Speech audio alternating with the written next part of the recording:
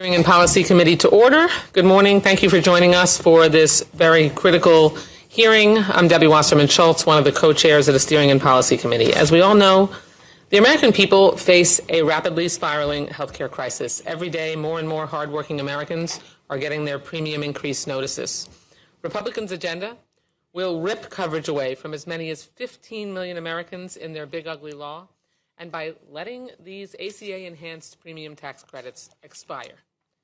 That's because Donald Trump and his Republican enablers in Congress chose to force hospitals to close, push people off of their Medicaid benefits, and to slash billions in future Medicare funds, all so they could hand massive permanent tax breaks to the wealthiest among us. And right now, in every corner of America, but especially in red states, families are gathering around kitchen tables to figure out how to pay for huge increases in health care coverage.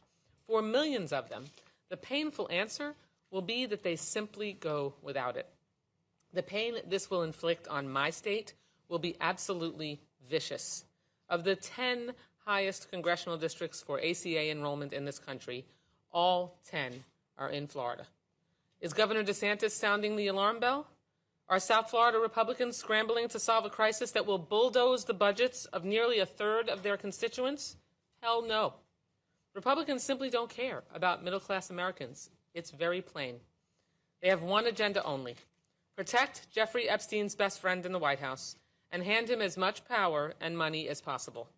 Right now, congressional Republicans are vacationing poolside and dreaming up talking points to defend Trump's mafia-style shakedown of taxpayer dollars to give himself a $250 million holiday bonus in the form of reimbursement for lawsuits, reimbursement for criminal cases that he was convicted of. In the middle of a government shutdown, Donald Trump really is floating, having the Department of Justice give him a $250 million settlement while he is the sitting president, with his own private lawyers now working for the Justice Department and being the ones in position to make that decision to say yes. Speaker Johnson is right now limbering up for his next round of verbal gymnastics to explain why he refuses to swear in Congresswoman-elect Grijalva. But you know what else is happening right now? Over 80,000 people in my district are staring at the loss of health care coverage. But sadly, Republicans do not care. There's a father from Fort Lauderdale anguishing right now, over how he'll pay $1,200 more each and every month to cover his family of 5. But Republicans just don't care. There's a woman in Cooper City who reached out to me in a panic that her coverage premiums are about to triple. Republicans don't care about her either. A small business owner in one of my town halls told me she'll have to kill dental and medical insurance coverage for all of her employees. Republicans could care less about her or her coworkers. Since this shutdown started, Trump has hosted his billionaire pals at the White House to thank them for bankrolling his new ballroom and gone golfing or on taxpayer-funded trips every weekend. And later this week, he's going to leave the country during a government shutdown. But House and Senate Democrats, we are standing with the American people. We're here, and we're ready to negotiate a bipartisan agreement that reopens the government, lowers health care costs, and saves Americans' health care. We're fighting for the receptionist in Fort Lauderdale who told me her health coverage will double and will wash away $3,200 more from her annual budget. Sadly, there are millions more stories like these. We'll hear more of them today from people who are working on the front lines to keep America healthy, working, and strong. And now I have the honor to yield to my colleague and friend, our Democratic leader, Hakeem Jeffries, who's leading the fight for our affordable health care for all. Leader? Good morning. Thank you, Debbie, for your leadership. It's an honor to be joined by my colleagues in government, House Democratic leaders, Steering and Policy Committee co-chairs, Debbie Wasserman Schultz, Robin Kelly, and Nanette Barragan, as well as all my colleagues from the House Democratic Caucus. In particular, it's an honor to join our witnesses today and to thank each and every one of you for your presence, for your leadership, for your willingness to share your stories with the American people. Rob, James, Lindsay, Paul, and Danny, we appreciate all of you coming to testify before us today, and more importantly, your service to the country. Today is day 22 of the Trump Republican shutdown of the federal government, and all across the country, everyday Americans are hurting. Hardworking federal employees are working without pay or have been furloughed from their positions. Those who have dedicated their lives to public service have no certainty about how they will pay their bills, mortgage, rent, or feed their families. National parks and museums are closed. Federal agencies are operating at limited capacity to assist everyday Americans with the real issues that they confront day to day. If this shutdown of the federal government by Donald Trump and Republicans continue, folks may even lose nutritional assistance benefits that they depend on to feed themselves, their children, and their families and keep food on the table. To make matters worse, Republicans won't even commit to making sure, consistent with the law that was passed in 2019, that all federal workers receive back pay when the government reopens. It's unconscionable, unacceptable, and un-American, and we are determined to make sure that every single federal employee receives the entirety of their pay. Republicans have been running an extreme play from the very beginning of this year.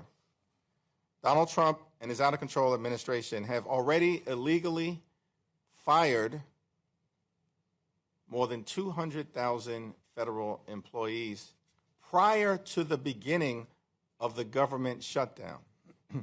And they continue to visit chaos, cruelty, and confusion on the American people. Day after day, Speaker Johnson has kept House Republicans on a taxpayer-funded vacation, canceling votes 4 consecutive weeks. They shut the government down, ran out of town, and now are nowhere to be found. In fact, since July 22nd, 3 months ago, House Republicans have only worked in Washington for 14 days since the end of July. They are hiding from the American people, but House Democrats understand our responsibility to run toward and embrace the American people as we defend their health care, their quality of life, and work hard to drive down the high cost of living in the United States of America. Meanwhile, President Trump is busy demolishing the White House to build a ballroom to celebrate him like a king, and giving $40 billion to his right-wing dictator friend in Argentina, but can't find a dime to extend the Affordable Care Act tax credits for tens of millions of Americans. But there's a simple solution for Republicans. Get back to work. Sit down with Democrats. We're ready, we're willing, we're able to reopen the government, to enact a bipartisan spending agreement that actually meets the needs of the American people, and to address the Republican health care crisis that is devastating families all across this country. Thank you once again to our incredible, patriotic witnesses who are with us here today. We're appreciative of your participation, of the work that you and every single federal employee does for our nation, day after day, week after week, month after month, and year after year, even when operating under adverse circumstances of being targeted by your own president. With that, it's my honor to yield to my good friend and a fearless champion for the American people, the Honorable Democratic Whip, Catherine Clark. Thank you so much, Leader Jeffries. We are so grateful for your courageous leadership, and thanks to the co-chairs for once again organizing this hearing, and above all, thanks to our witnesses for being with us today. And we want to take this moment again to thank you for the service that you provide to the country. We certainly stand with the words of the leader. You deserve full pay, and you deserve to work in an environment where your work is valued and the threat of random firings, of withholding of pay, is not something that you should live under. And we're very, very grateful for the work you do, as well as for being here with us. This testimony is going to underscore a theme of this White House and the Republicans in Congress. And it's a theme that's at the heart of the Republican budget and this Republican shutdown and this Republican health care crisis.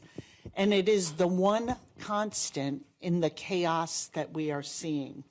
They always target Americans who have already had to sacrifice. Americans working a second job to keep their kids fed. Americans who have chosen to serve their country. Those are the people that Republicans expect to get by with less. It's never the billionaires. It's never large corporations. It's working parents on Medicaid. It's veterans on the ACA. It's service members and others reporting for work without pay. And it's our civil servants. That's a pretty sick moral compass to have as an elected official. And our constituents know it's wrong. And that's why we are seeing millions speaking out, pushing back, and standing up for a government that is worthy of the American people. Exactly the kind of government our first witness is advocating for. Rob Shriver is Managing Director of Civil Service Strong, a nonpartisan initiative supporting our civil servants and promoting good government. Rob, thank you for being with us here today, and the floor is yours. Thank you, Congresswoman. Thank you all for the invitation to participate in today's Steering and Policy Committee hearing. Thank you to my fellow witnesses, fellow former and current federal workers and community leaders. My name is Rob Shriver. I'm the Managing Director of Civil Service Strong and Good Government Initiatives at Democracy Forward. Our CEO, Skye Perriman, sends her regards. She is in Memphis, where we have challenged the deployment of the National Guard. I think most of you know Democracy Forward's work, but for those who may not be familiar, Democracy Forward is a national, nonpartisan, nonprofit organization that advances democracy and social progress through litigation, policy, public education, and regulatory engagement. In particular, Democracy Forward provides legal representation to people and communities across the country free of charge. Since President Trump's inauguration, we have filed hundreds of legal actions and launched more than 150 investigations, securing significant victories that protect people from a diverse range of harmful policies.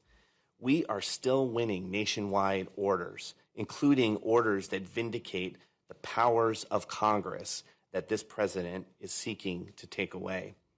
We believe our efforts and the efforts of the pro-democracy community have resulted in the largest and most successful affirmative litigation effort against an excessive executive branch in U.S. history. As many of you know, in anticipation of and in response to the unprecedented attack on federal workers by this administration, we launched multiple initiatives to support federal employees. The main pillar of these initiatives is our Civil Service Strong program. Civil Service Strong has been incredibly effective these past several months in building infrastructure and support for federal workers around the country and in the court of public opinion.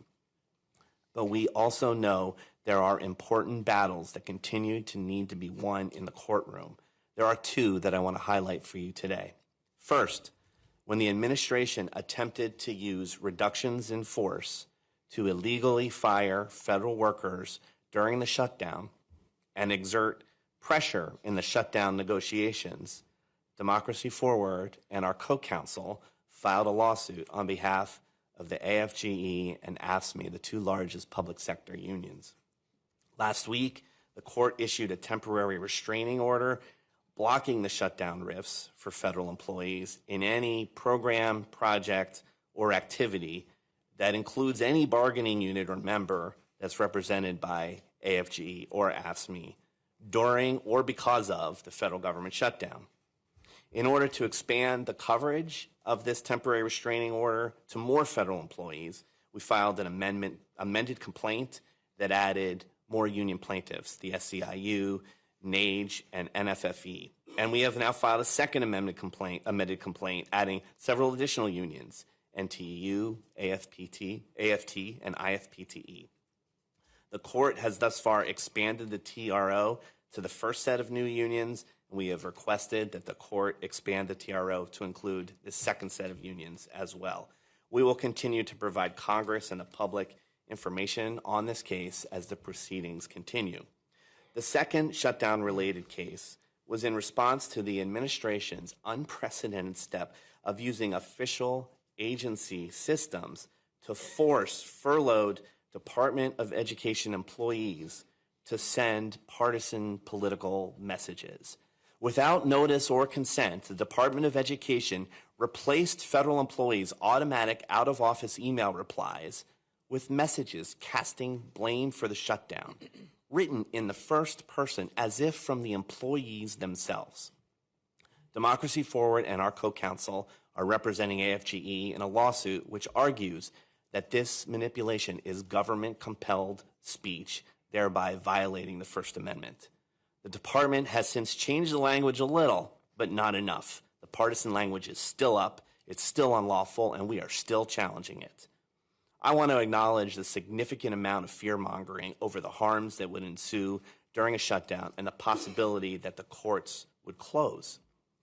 Despite the lapse in government funding, courtrooms across the country remain open, and the fight to defend people's rights continues.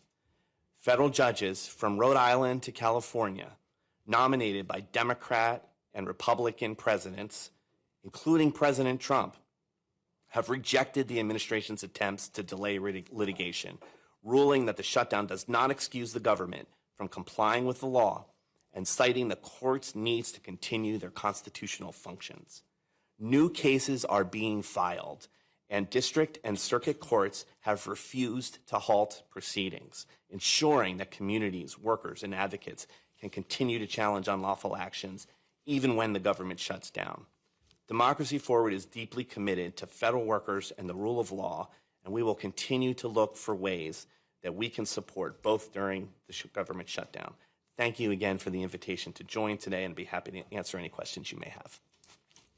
Thank you so much, Rob. We appreciate you being with us here today and for your prior service at the Office of Personnel Management.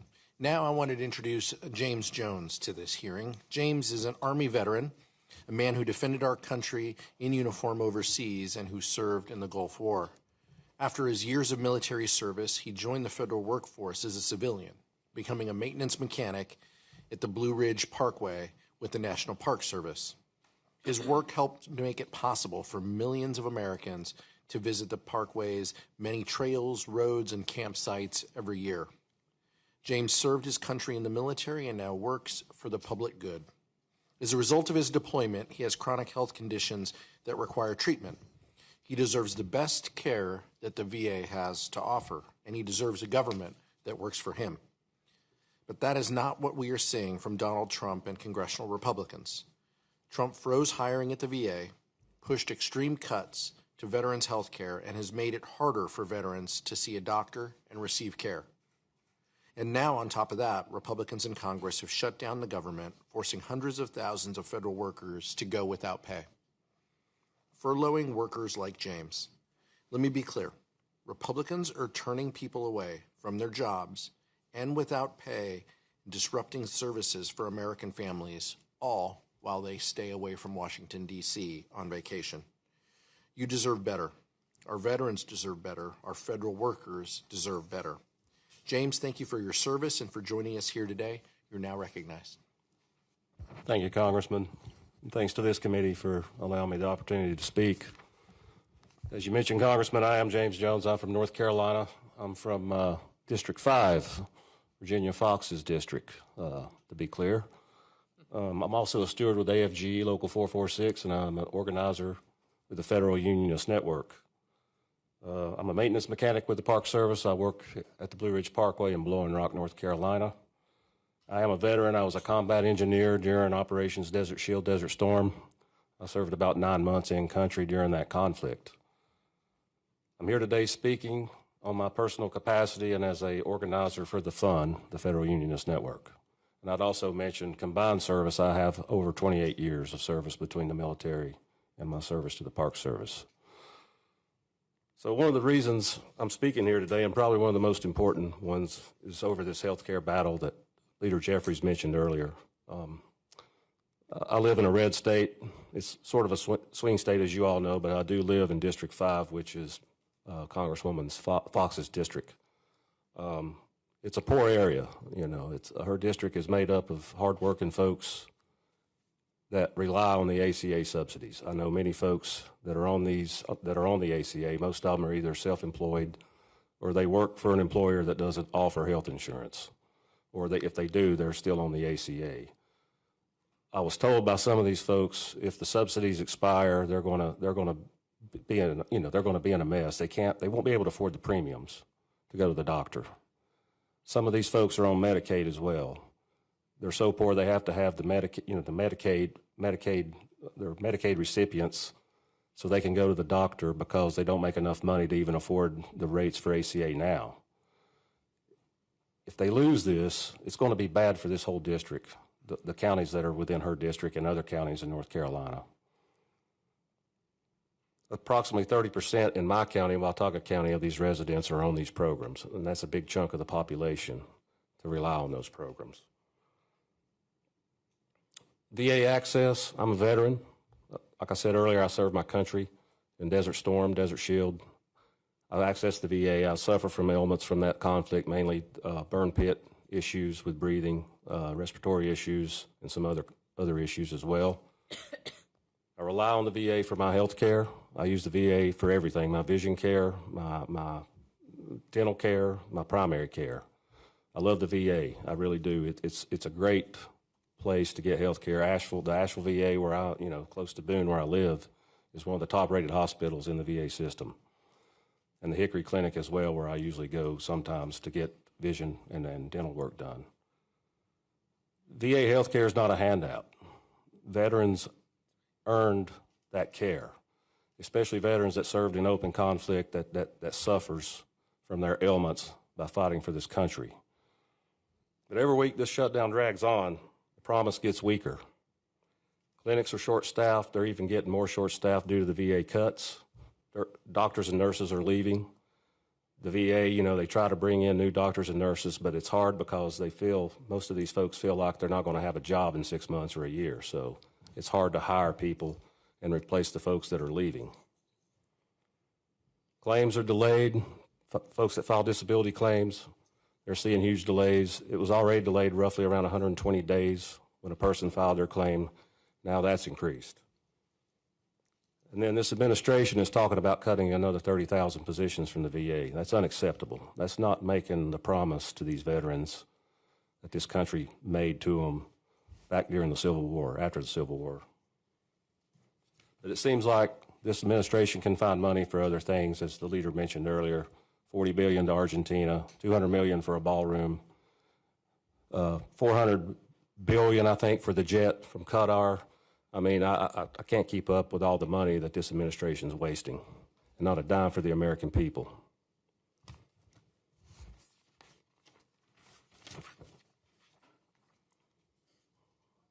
I've worked for the National Park Service for roughly 25 years. My job is to keep the parks safe and open for folks to visit. And during this shutdown, they're still open, and that's a problem because there's not enough staff to keep the park clean and to protect the resource. Visitors are flooding in right now by thousands since it's leaf season. It's peak leaf season in the Blue Ridge, as most of y'all probably know. Shenandoah, Blue Ridge, the Smokies, this is our busiest time of the year, and there's hardly anyone there to keep up policing the parks and making them safe for folks, just a limited law enforcement staff.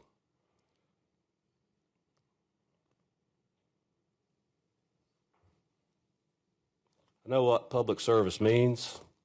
It means you show up and do your job for your country, not for a party or a president.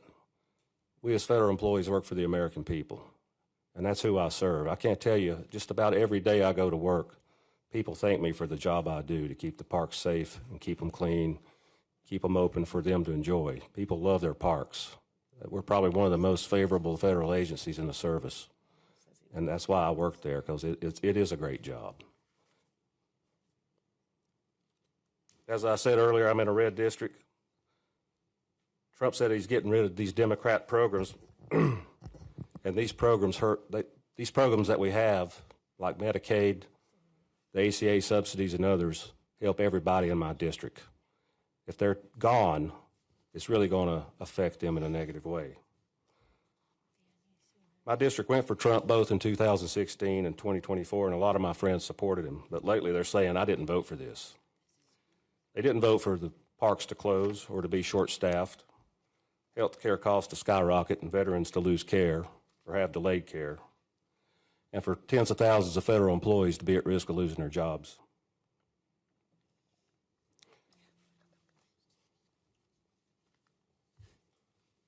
Another thing I want to address is the unconstitutional executive overreach of this administration.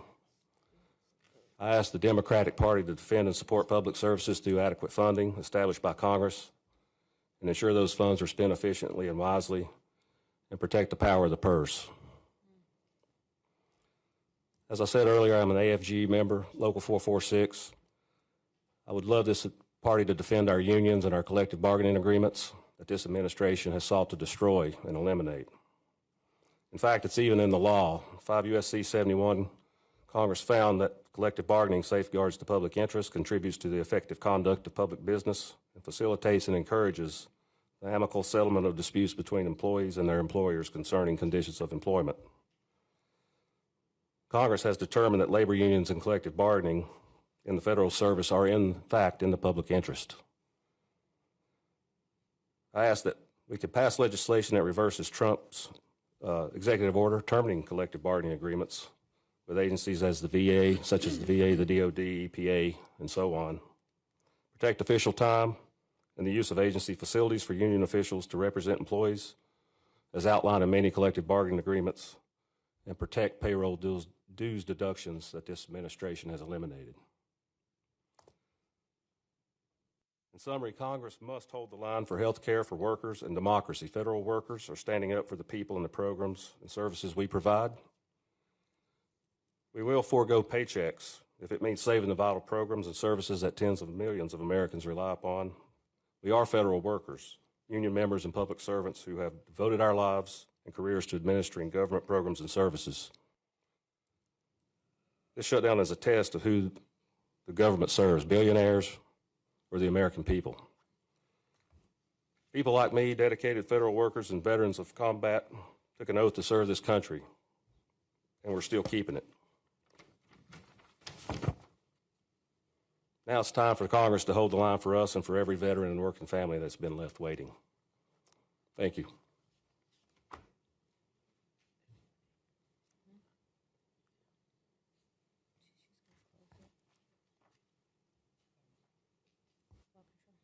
Thank you to Steering and Policy Committee for their hard work in organizing these hearings so our constituents can be heard despite Speaker Johnson continuing the congressional Republican vacation for more than a month. And thank you to our witnesses for being here today. As we discuss the urgent need to prevent the devastating cuts to health care and the impacts of the Republican shutdown, I'm honored to introduce my constituent today, Miss Lindsay Latham. Lindsay and her husband, Toby, live in Fairfax County, Virginia, where they're raising their 10-year-old son, Calvin, and their daughter, Lucy. As Lindsay will share, Calvin has multiple disabilities. And like so many families navigating disabilities and complex medical challenges, Lindsay and her family rely on Medicaid coverage and support from the Department of Education's Office of Special Education Programs, both of which Trump and Republicans are trying to slash. During his campaign for the presidency, Donald Trump looked into the camera and promised he would not cut Medicaid. Then, he proudly signed into law the largest cut to Medicaid in history.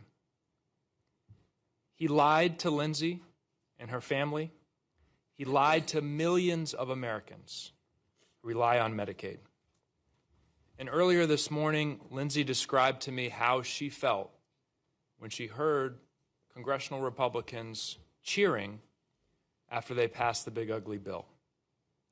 She told me that she sat in her car in her driveway and she sobbed. Adding insult to injury, Donald Trump and Russ Vought are using the shutdown to, in their words, punish Democrats. On October 10th, the Trump administration and Russ Vought announced the illegal firing of 4,000 federal workers. On October 11th, we had a fall festival in Fairfax. And I spent several hours there talking to hundreds of my constituents. I heard stories of how the health care cuts would impact them. I heard from federal workers who had been fired, attacked, denigrated over the 9 months of Trump's term. But there's one conversation that has stuck with me. A gentleman came up to me and he told me that he received the RIF notice the evening before. This was Saturday morning. He received the RIF notice Friday evening. And he worked at the Department of Education in transition services to help kids like Calvin and families like Lindsay's navigate the challenging transition from secondary education to support in the community or workplace supports. And like Lindsay, he was sobbing. He was sobbing not because he lost his job. He was sobbing because he knew that kids like Calvin and families like Lindsay's would no longer have the services that he and his colleagues delivered to them in the Department of Education. So if Donald Trump and Russ Vought think they are punishing Democrats in Congress, the reality is they're punishing families like Lindsay's and kids like Calvin all across this country. So I want to thank Lindsay for her courage in speaking today, for her advocacy on behalf of Calvin and millions of kids like Calvin all across this country. Good morning, members of the committee. My name is Lindsay Latham, and I'm from Virginia. I'm grateful for the opportunity to share my family's story with you today. Our son, Calvin, was diagnosed with multiple disabilities at 15 months old. Thanks to the Department of Education and Medicaid, he began receiving early intervention services. At 2.5, he transitioned to a half-day preschool program for students with disabilities, where, thanks to Medicaid funding, he received in-school services such as occupational, physical, and speech therapies. Medicaid also provided the evaluation that led him to be issued an augmentative and alternative, or AAC, communication device. This device opened up a world of possibilities for him. These services are currently benefiting nearly 1 million children. In those early years, we were naive. His school team cared deeply, but their resources were limited, and Calvin's language development began to lag behind his typically developing peers. The tools and training needed to implement AAC meaningfully in the classroom were and still are being developed in our school systems. Grants from the Office of Special Education Programs, OSIP, provide funding to bring special education professionals and paraprofessionals evidence-based practices to the classrooms. As we struggled to navigate these challenges, we became active in our community and helped start a county-wide special education PTA. Through this work, we heard countless stories, some heartbreaking, about young students being restrained and secluded as early as the age of 5. As you can imagine, causing significant trauma. These concerns led to a lawsuit which ultimately banned seclusion in all but 2 schools in our district by 2022. Recently, the Commonwealth of Virginia's Joint Legislative Audit and Review Commission, JLARC, released a report on special education that underscores why federal oversight by OSERS is so critical. The findings were alarming, to say the least. Over the last decade, Virginia has decreased the spending on students with disabilities by 16%, even as the population continues to grow. Half of the IEPs lacked measurable academic or functional goals, and students of color with disabilities are disproportionately impacted by these failures, just to name a few. It is OSIP that collects, analyzes, and reports this data to ensure proper funding, appropriate staffing levels, resources, and trainings reach the classrooms. They uphold the IDEA's promise that every child, regardless of their ability, deserves a free and appropriate public education. Right now, OSIP should be collecting the data and analyzing it to evaluate the use of the $15.1 billion in grants distributed to states in fiscal year 25. They should be using this data to determine where these resources will be allocated for fiscal year 26. But these critical activities are not happening due to the government shutdown. Now we have learned that on October 10th, the administration informed approximately 95% of OSIP staff that their jobs will be eliminated within 60 days through the reduction in force. Additional key offices within the department that are critically important for students with disabilities have been gutted, including the RSA, OCR, and OESE. Unless reversed, these rifts will become permanent by December 9th, 2025. Legally, states will still be required to provide services spelled out in my son's IEP, but without federal oversight, how will we be able to enforce these services in schools if the school decides to stop providing them? Without federal oversight, what recourse do families have if their child's rights to a free and appropriate public education are not fulfilled? The answer to this, of course, is none. Families of students with disabilities are terrified about the prospect of permanently losing the Department of Education and its oversight of special education and rehabilitative services. This, coupled with a budget law that cuts an historic $1 trillion to the Medicaid program, is just too much for our families to bear. Please do everything you can to stop dismantling our civil rights. Thank you for your time and your commitment to protecting the rights of students with disabilities. Thank you, Lindsay, for sharing your story about what's at stake if children like your son, Calvin, cannot access special education services during a government shutdown. House Democrats will keep fighting for you, for Calvin, and for your family. That's why we're here. Republicans cut Medicaid, and now they shut down the government. Donald Trump and Office and Management and Budget Director Russell Vought are taking advantage of the Republican shutdown. They're firing federal workers, they're punishing political opponents, and they're shutting off essential services that Americans need to survive. Their actions undermine our hardworking civil servants and screw over American families. Now I get the honor to introduce our next witness, Paul Asidebi. Paul understands the stakes of this moment. He's a civil rights attorney and a dedicated public servant who has been directly impacted by the Trump administration's attacks on federal workers. In September, Paul was terminated from his role at the Department of Housing and Urban Development. Among other responsibilities, he worked to enforce the Fair Housing Act, which ensures equitable access, housing access, and holds landlords, lenders, and real estate agents accountable for discriminatory practices. Paul was terminated for speaking out against changes to HUD under the Trump administration. The administration has infringed on Paul's whistleblower rights and failed to meet its legal requirements to enforce the Fair Housing Act and guarantee meaningful housing access for all. Paul, thank you for joining us today. You are now recognized.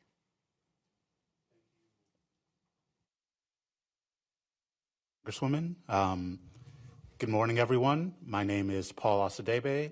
As of today, I am still a trial attorney at the Office of Fair Housing at HUD.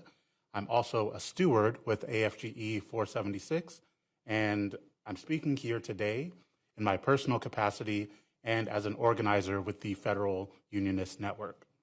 And we're here today because we're in the middle of a government shutdown, but the truth is my agency has been steadily shutting down since day one of this administration. Like the Congresswoman said, I'm an attorney in the Civil Rights Office at HUD that makes sure that landlords and banks and governments in this country can't discriminate against people in housing. We make sure that every single person in this country has access to safe and affordable housing, which is something that this administration ran on, but that is being denied to people right now as we speak. And even before being furloughed, our ability to do our work was being dismantled piece by piece and worker by worker. We've dealt with gag orders that stop us from talking to you, the American people, the people that we're trying to serve, when you file a case, or stop us from talking to the landlord to stop them from retaliating against you, or just to get you housing quickly. We're not allowed to do that anymore. We've had political appointees block us from investigating cases, not because those cases weren't valid or that they had any type of reason, just because a political appointee doesn't like that type of case. It doesn't fit with administration priorities. And so people are denied justice, just like that. We've had political appointees block us from, after we find that discrimination probably happened in a case, we're supposed to send that to the Department of Justice, or we're supposed to prosecute it ourselves. But instead, they just block those cases illegally with no basis at all. They just stop it. They illegally canceled settlements that parties already agreed to.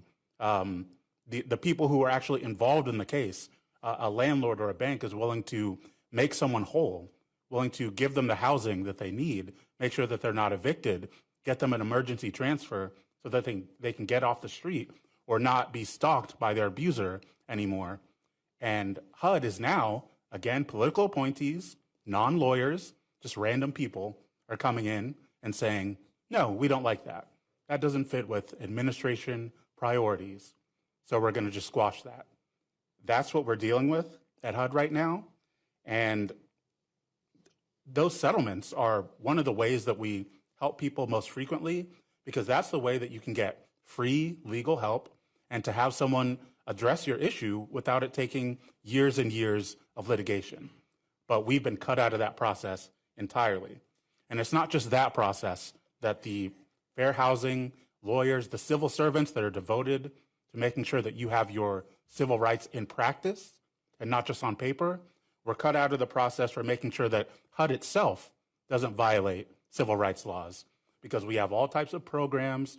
We hand out billions and billions in federal dollars, and we're supposed to actively make sure that that money is providing equal access to housing to every single person in this country. But the way that they're doing it now, they don't want us involved in that process because we would tell them that what they're doing is illegal. So they cut us out of that process. They don't want to hear that what they're doing violates the law and hurts people. But it's our job to tell them that. And because that's our job, they targeted the workers to actually protect your rights through mass firings, through mass forced resignations. And when we stayed, a lot of us stayed despite all of the abuse that I've talked about. We stayed to serve the American people anyway, and they responded to that by reassigning us out of our jobs. So like I said, I'm a civil rights lawyer. They want me and most of my team to instead spend our time defending the agency for its illegal acts instead of defending the American people. That's just wrong. We all know that. Every single person knows that that's wrong. And recently, as they claim it's due to the shutdown rifts, but things that they were already planning to do, they fired almost all of the investigators all across the country that actually investigate your rights. So you can't tell me that you're going to enforce people's housing civil rights. Meanwhile, no one can look into any case to figure out whether someone's rights were violated. That just doesn't pass any smell test. That doesn't make sense.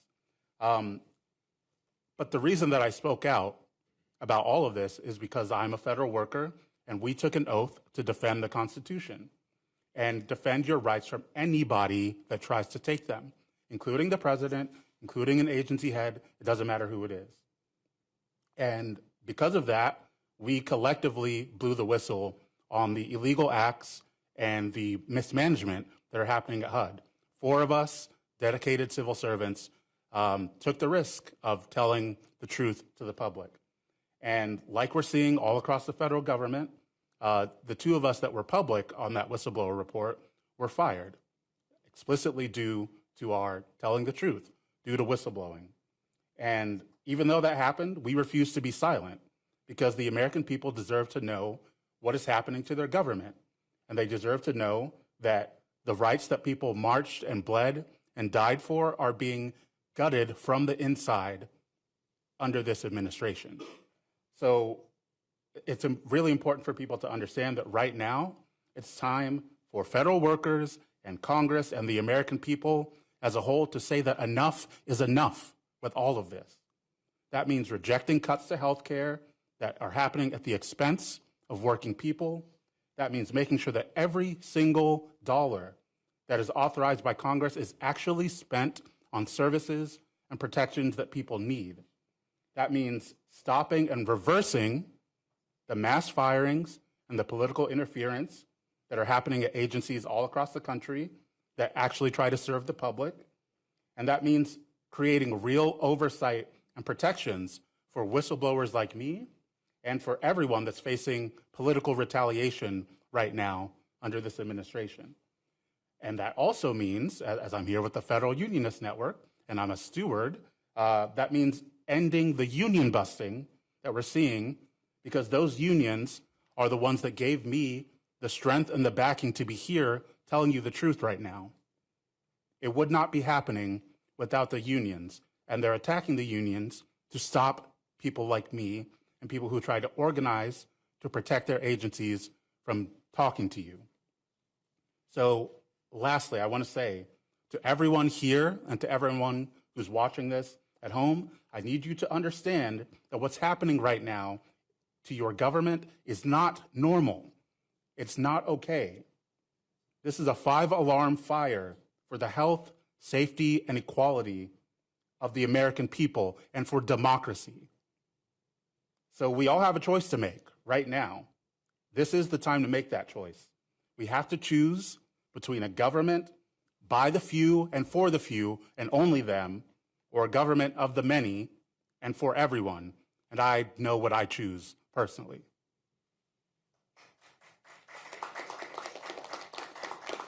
Well, Paul, that was just fantastic testimony. Is it on? Is it on?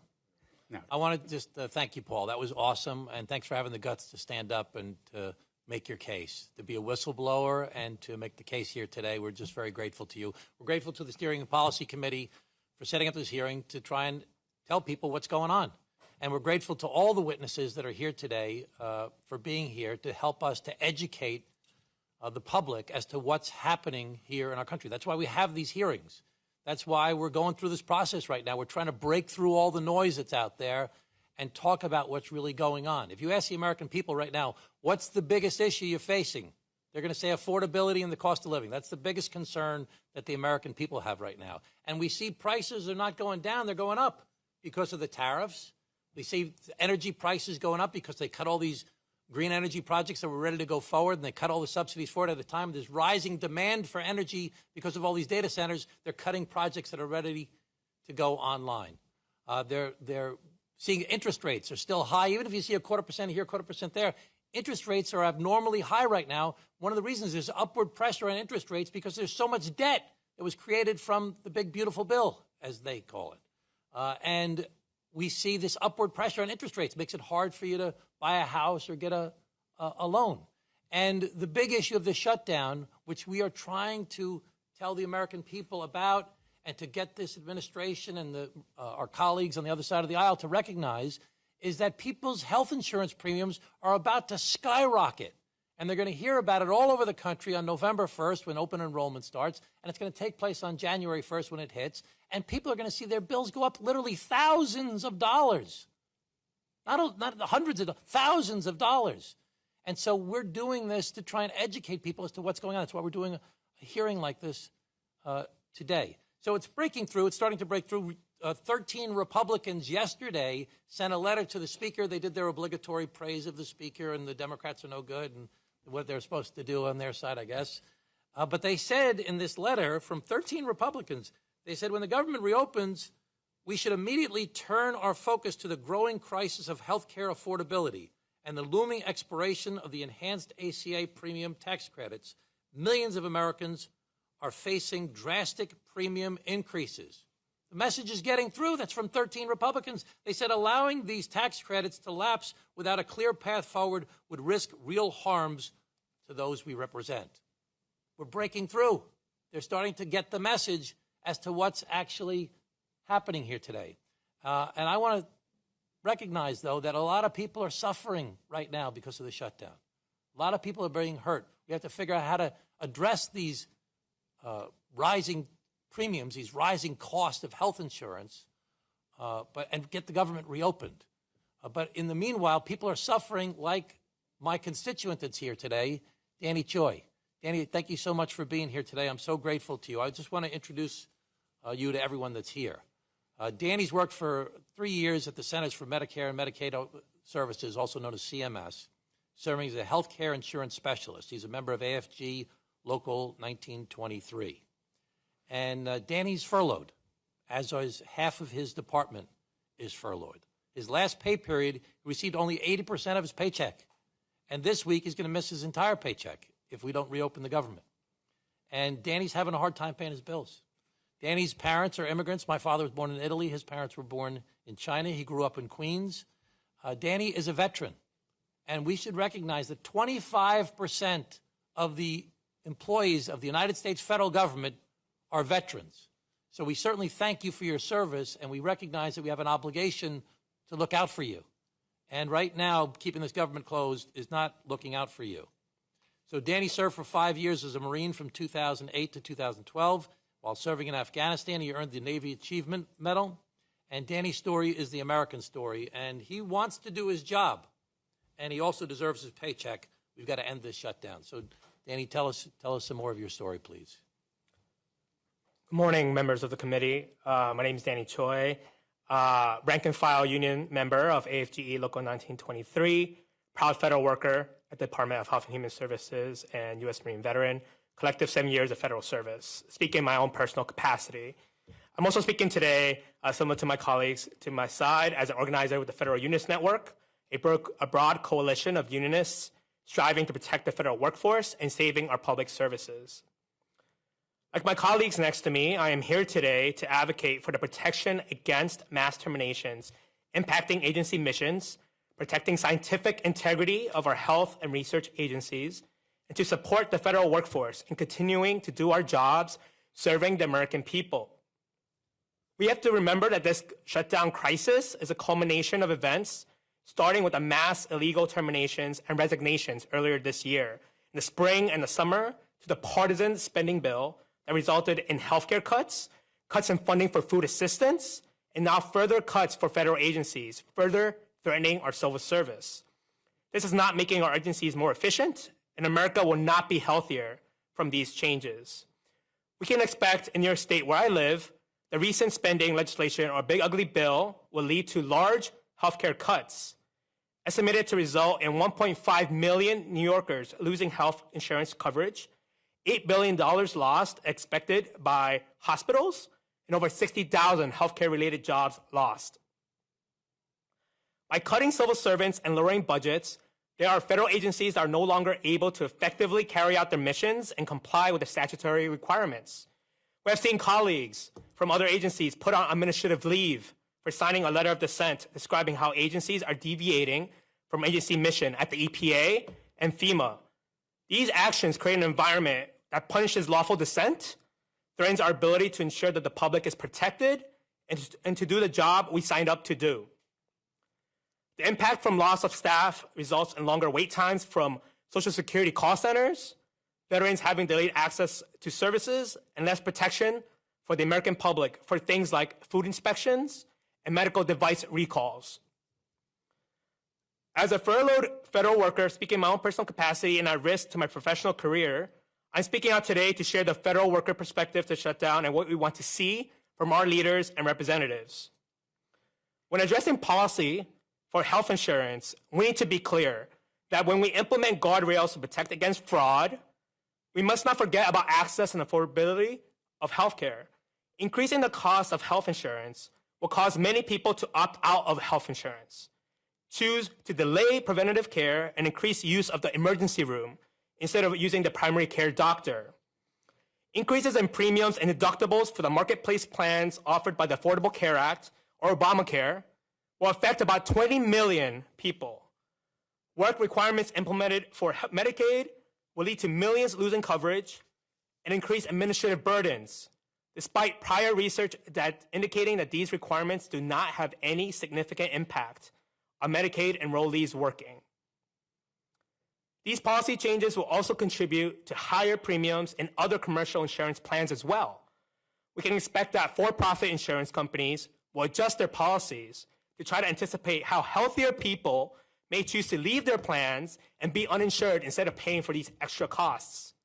We can also expect that some of these changes may end up pricing sicker people out from getting the healthcare they need through higher out-of-pocket costs. If our goal is to protect and improve the health of this country, continue to hold the line and continue fighting to defend our healthcare. If our goal is to protect our democracy, keep pushing for bipartisan budget negotiations to provide adequate funding for all our critical services. We must include protection to ensure that funds previously appropriated by our Congress are spent to provide those services. No more pocket rescissions or impoundment. Protect the congressional power of the purse. If our goal is to protect the working class, continue to stand with labor.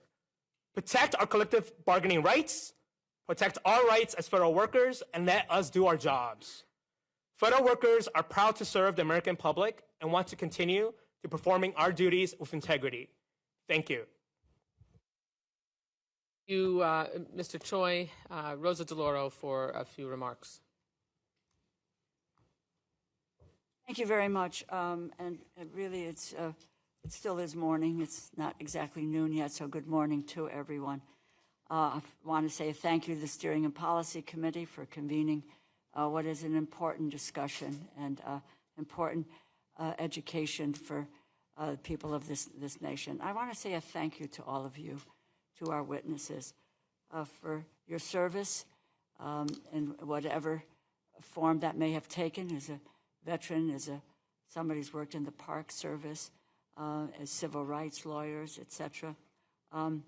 But thank you for not being afraid to stand up, and to use your word, Danny, to fight back, because that's where we are.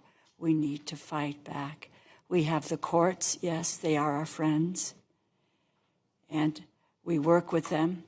We have legislation that we can be engaged in, but we are in the minority as Democrats in the House, and we can make the fight over the legislation, but we don't have the numbers to win the battle. But the third pillar is public outcry. Public outcry is what is going to tip the balance, and you are engaged in that, and I'm grateful for that. Your stories are stories that we need to tell, and that you can help us to tell, because you do have just not your own stories, but those of others. And that has got to be the order of the day for us, is to let the American people know what is happening. I serve as the ranking member of the House Appropriations Committee.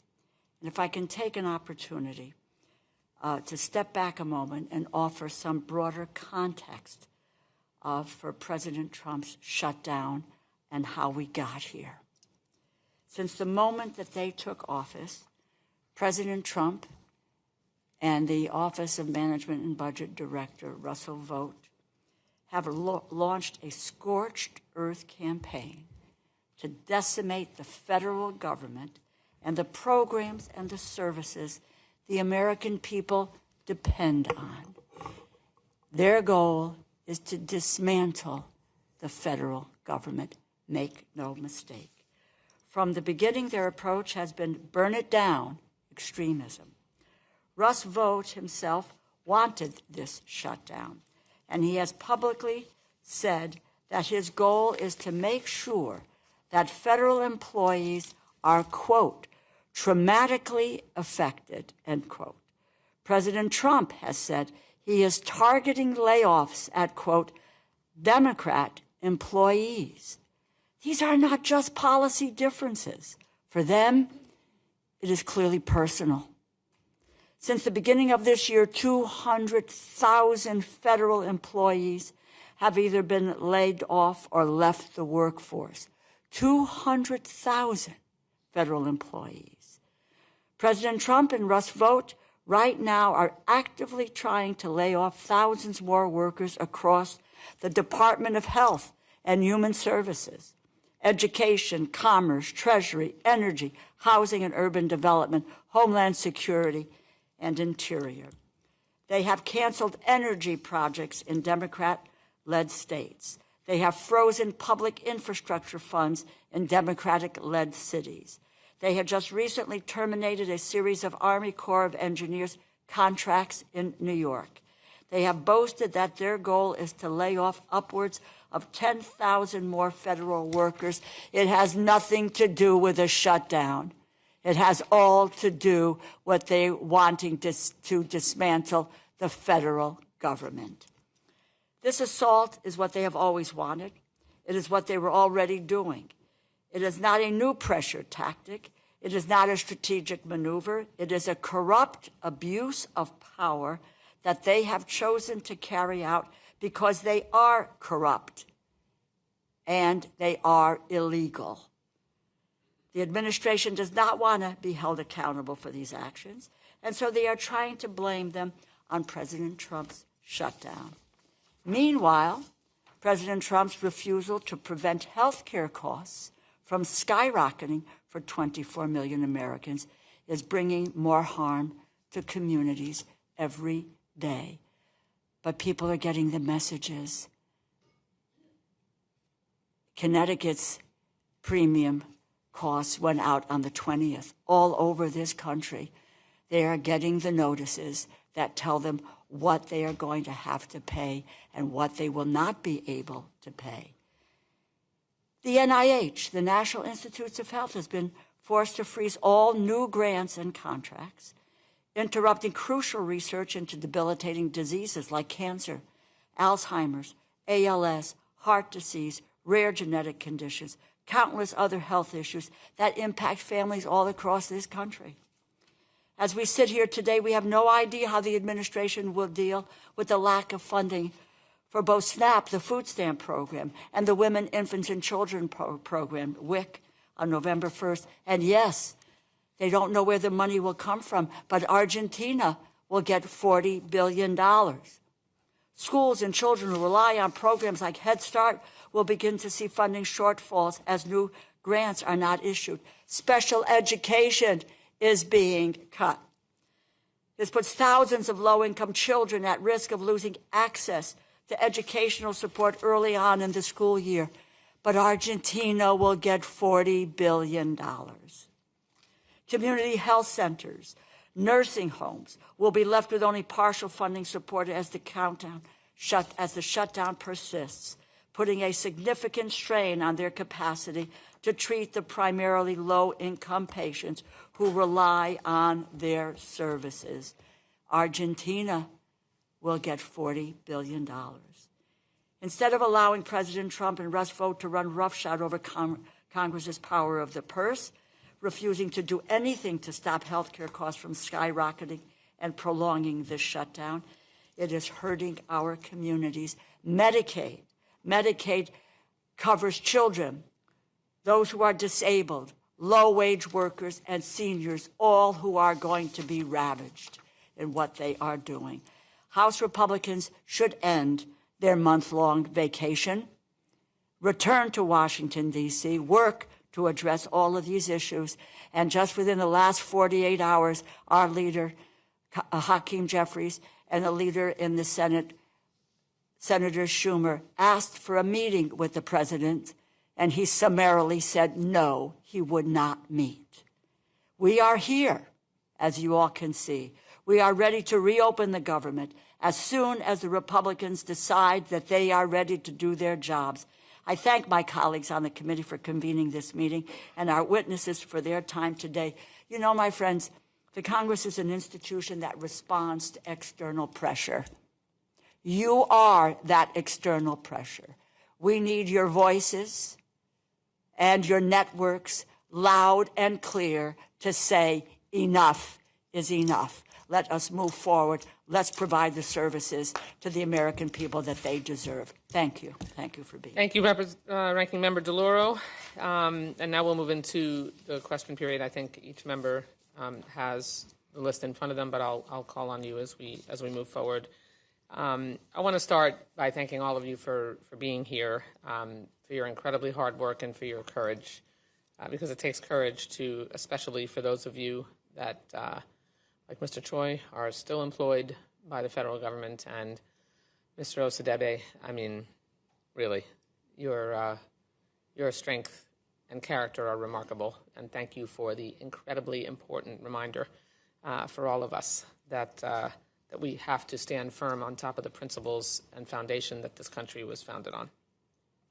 So I serve when Congress is actually in session and the appropriations process isn't horrifically broken by our friends on the other side of the aisle, I'm the ranking member of the Military Construction and Veterans Affairs Appropriations Subcommittee. It's the only committee in the Congress, of which we're very proud, that is responsible for the entire life cycle of an individual upon their entrance to military services on active duty, all the way through their time as a veteran and even to their burial. And so it's an incredibly important responsibility, and particularly when it comes to the quality of life of our service members and our veterans and the dignity in which we lay them to rest. I'm obviously disgusted, as many of you are, by the treatment of our nation's veterans, especially the fact that President Trump and his White House have laid off more veterans than any president and administration in history. My question for Mr. Jones and Mr. Choi, I know you're probably already aware that the Urban Institute released a report last month that estimates over 600,000 non-elderly veterans have access to health care through the ACA. But if the tax credits are not extended, more than 260,000 veterans might lose their access to affordable health care coverage because they get their health care in part from the ACA. It is unbelievable. It's breathtaking to me that the administration would allow so many veterans to lose their health care. Can you both talk about what kind of impact widespread loss of health care coverage for our veterans how that would impact your peers? Yeah, I can go first. Well, thank you for the question, Congresswoman. I'm not aware of many veterans on the ACA. I just assume most veterans get their care at the VA, but I guess there's rules what quantifies a person to be able to get that care at the VA based on a disability. But if these vets are on the ACA and they lose their health care, then if they're not eligible to get care at the VA, it's going to be devastating for these veterans. They can't afford to pay the increased premium starting January 1st. I'm fortunate that I use the VA. I qualify for care at the VA. So, but even that care has diminished since this administration came into power. How so? Back in January. Delays in getting appointments are longer. My mental health appointments used to be an hour long each session. Now it's down to 30 minutes. Because of the increased folks that are coming into the system. And my counselor used to work at home. They moved him back into an office that he has to share with 2 other people to do these mental health appointments. So it's making it extremely tough to schedule these appointments when there's not enough office space at the clinic that I go to. Wait, are you having your mental health care appointments with your counselor with other people in the room? No, ma'am. It's he has to share an office with 2 other folks. Okay. And so I'm sure that's what causes some of the backlog too, because there's not enough office space or rooms in the clinic to provide all this care, as far as being confidential and whatnot. Right. Thank you. Yeah, so I've seen delays there, and then the disability claims. I know a person that files she's a person that examines VA claims, a rater basically, and so there's been a huge influx of claims, and they've lost people that do that type of work that rate VA disability claims. So it takes longer now to get an answer. I mean, it's always been several months, but now it's even longer. I think it's up to 6 months or longer. Thank you. Mr. Choi, when you answer, can you also, I know you were a Marine Corps veteran, and I wanted you to just kind of cover, with veterans facing their such financial uncertainty, if you can comment on what the administration is doing, but also answering the other question. I'll start with the earlier question regarding the Affordable Care Act marketplace plans. So like James, I'm not familiar with anyone that specifically has those, but thinking about the situation, we can expect that folks that do not have health insurance coverage or choose not to because of the ridiculous premium and deductibles and being unable to pay for it would most likely get their care through emergency care, and most likely will have delays of care. So for folks with chronic disease, folks that have certain disabling conditions that they would not be able to necessarily get support at the VA, would find other ways to get that resource, typically through emergency care. So this is kind of at the most emergent type of dangerous situation where folks probably have that touch point with healthcare and cause that delays. So that is particularly for veterans, though. I mean, given the needs that they have that are so urgent, and the risk if you're going through PTSD and so many other complexities, if you have the ACA even as a supplement to coverage at the VA, what kind of impact disproportionately would that have on veterans? I can't say for sure, but I can see impacts in getting access to behavioral health, for example. Like if you were using, if your disability rating didn't cover all the full range of services, you would use the ACA to supplement your services. That may be some of those type of services that would get delayed or may have to be paid out of pocket, which causes issues for folks having access to those services. For the second question regarding some of the financial difficulties, I know a lot of employees that are also veterans that are furloughed, for example, are just dealing with a combination of both the difficulty in having the additional side income, right? So like having the ability to, because in this furlough situation, you'll have to go through similar procedural things to try to get alternative income source while we're waiting for an additional paycheck. And I think some veterans specifically would have some challenges with that because of the flexibilities are offered as a federal worker. So for example, folks that have certain disabling conditions that cause it really difficulty to do certain jobs, right? So the federal government is one of the bottom employer because it used to have reasonable accommodations to support folks from a broad range of different conditions that may affect how folks would get jobs in the traditional employer. So folks that have these type of conditions may have a harder time looking for these additional income sources during the shutdown. Thank you very much. Congressman McGovern. Thank you very much, and good morning. I'm Jim McGovern. I represent the Massachusetts 2nd Congressional District, and I first just want to thank all of you for being here, and I want to thank you for all that you do. And I want to thank you for your courage, and I want to thank you for coming here and putting a human face on what these cuts are all about. Republicans have put us in a pretty shitty situation. I was trying to think of a nicer word, but I couldn't. Trump has said that he was going to fight inflation and lower costs. Instead, Republicans have cut almost $1 trillion, $1 trillion from Medicaid, and $200 billion from SNAP. The average SNAP benefit is a little over $2 per person per meal, and most of the people on the benefit are working people. I mean, and that's what they're going after. Yesterday I sent out a message to my constituents asking them to share with me if they had received notices that their health insurance premiums would increase next year. Within like the first 20 minutes, I had over 100 responses. people are terrified, and it's already hard enough to afford food and housing, and now people are worried about not being able to afford their health care as well. I mean, Donald Trump and his lifestyles of the rich and famous cabinet don't worry about the cost of health care. They have concierge health care.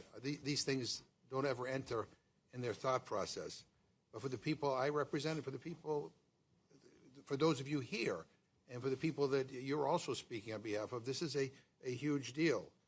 And as was pointed out, we could find $40 billion to bail out this right-wing cuckoo clock in Argentina, but we can't find the resources to make sure people don't see their health care premiums double. Like, I don't get that. I mean, if you think helping that crazy man in Argentina is more important than people in this country, then we don't share the same values. And I'm also deeply concerned about the corruption. So much, millions and millions and millions of dollars going to enrich this president, his kids, his family members, and the people in his cabinet. I mean, it makes me nostalgic for Richard Nixon. That's how bad it is. I mean, for years I've said that Donald Trump is the most corrupt U.S. president in recent history. But after these last few months, I want to amend that statement and remove the word recent. I mean, this is unbelievable. And I just have a couple of questions. I'll begin with you, Mr. Shriver. I want to ask you how this administration's hostility toward federal workers has impacted interest and enthusiasm about continuing or starting civil service careers. And I also, want to point out, and you can elaborate on this, that this is not just about federal workers, right? It's about the services they provide, people all throughout this country. These are not Democrat or Republican workers. These are workers who work for the American people. Thank you for the question, Congressman. As the former acting director of OPM, I'm so proud of these federal workers up here and the bravery that they're showing and what they're showing the American people about who a federal worker really is. I talk to federal workers all the time who are going through the worst moments of their careers. And to a person, they always start with, who's going to take care of the job that I was doing? Their concern is always about the American people that they're helping before they talk about their own personal circumstances. People who work for the federal government are very committed to the mission, and we just saw 154,000 federal workers leave under the deferred resignation program. Over 2 million years of experience walked out the door on September 30th. And what I have to say about that is it must have been pretty awful for them to do that. It must have been terrible because federal workers don't want to leave those jobs that they work so hard to get because of the impact they can make. I'm incredibly concerned about the impact of these policies on younger people wanting to come and work for the government, on skilled people, AI experts, the kind of talent that the federal government needs in order to keep up with the challenges of modern day life. The government was recruiting young people, recruiting tech talent, recruiting AI talent.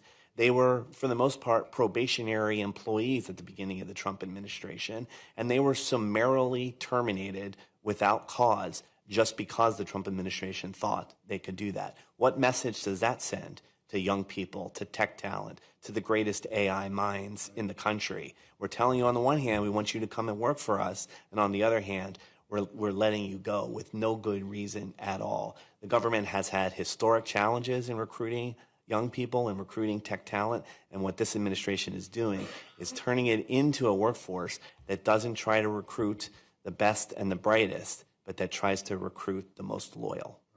And as Mr. Jones pointed out with regard to the VA, I mean, how do you get people to want to come to work for the VA when you're being told that they're about to lay off a whole bunch of workers, right? I mean, people want some stability, but people also want some respect. People deserve respect. I mean, our federal employees do everything from helping our veterans to helping protect our national parks to providing people Social Security, right down the list. And I'm sick and tired of the demonization of our federal workforce and the attack on federal unions as well. I just have one other quick question, and that is to Ms. Latham. You know, Medicaid and the Department of Education support individuals with disabilities through adulthood. And how have you envisioned these services would assist Calvin as he gets older? And if these services are destroyed, what might Calvin be inhibited from doing or achieving in his life? Thank you for the question. That is one of our biggest concerns, is how the implications of this bill will resonate throughout his life. We live in Virginia, where there is a significant wait list for wraparound supports for people with disabilities. So we only have a supplement of the Medicaid waiver because we are one of over 14,000 people on that wait list. We don't know when he will be available for the additional Medicaid services. So understanding that that will likely affect the length of time that we will be on that wait list will go well into his adulthood. They're already telling us that it will be into his adulthood. And we meet families all the time who have adult children who they may be in their 70s or 80s, and they tell people all the time, I'm afraid to die because I don't know what's going to happen to my child, because they're already not receiving the services that they should be. So programs to help support Calvin in the future for college are being cut. We're seeing cuts at the federal level for housing and human services that will help support him in his day-to-day as he becomes an adult. And we would hope to live independently as he can with supports, but with the increase of attacks on his education, the supports of his education, the supports for his teachers, that will have a lasting impact on his life and people like him. I heard similar. I did a town hall in Worcester, where I live, and I heard similar concerns from parents whose kids Mr. needed McGovern. These services. But I'll yield back. Thank you very much. Thank you. Congressman Tonko.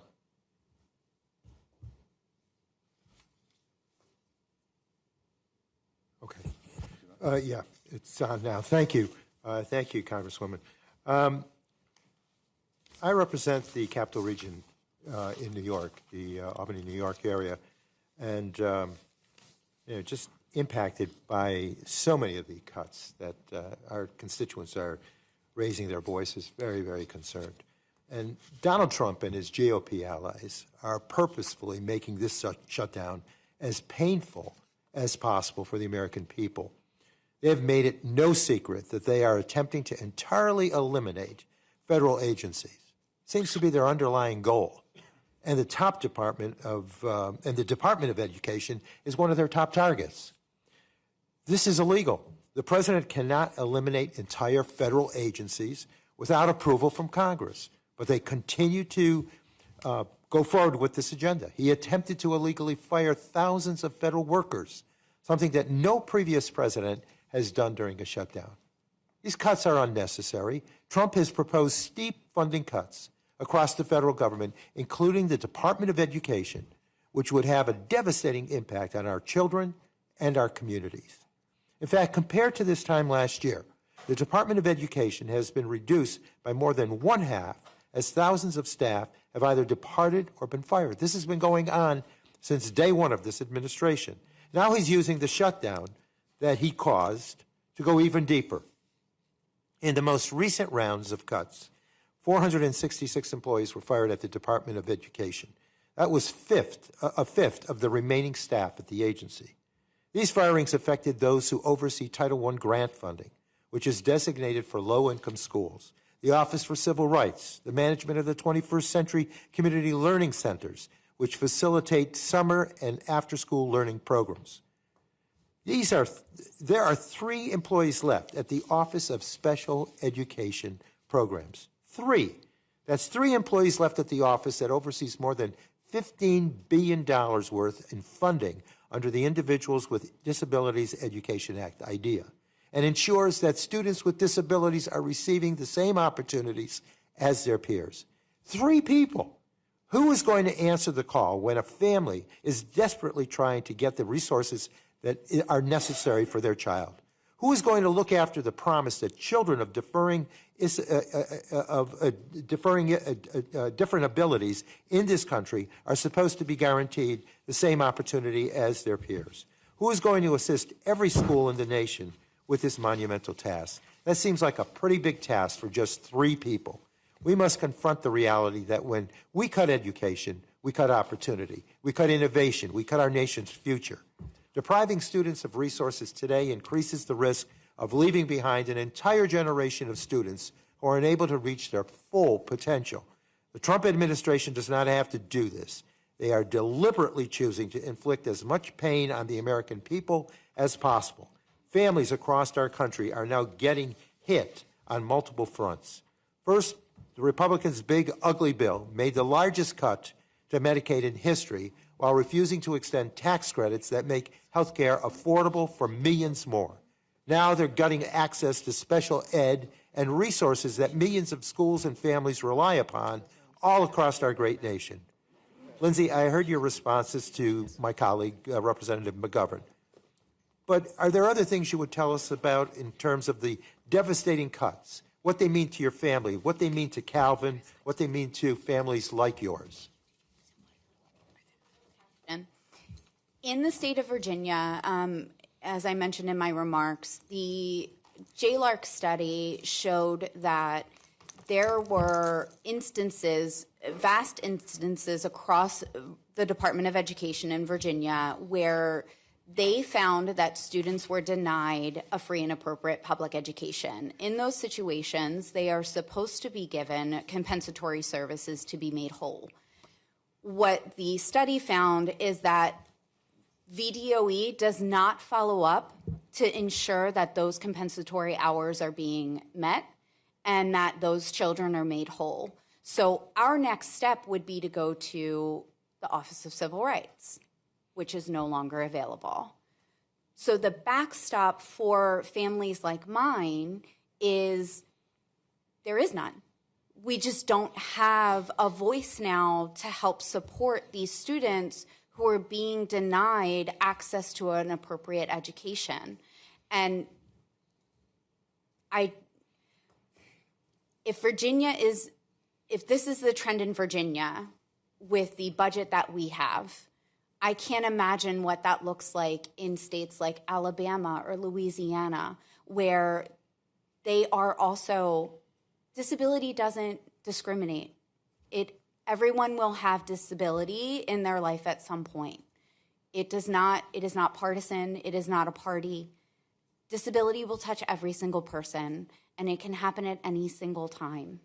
So there are people who are really going to suffer. There are children who are very much going to suffer, and there are teachers. The teachers need our support.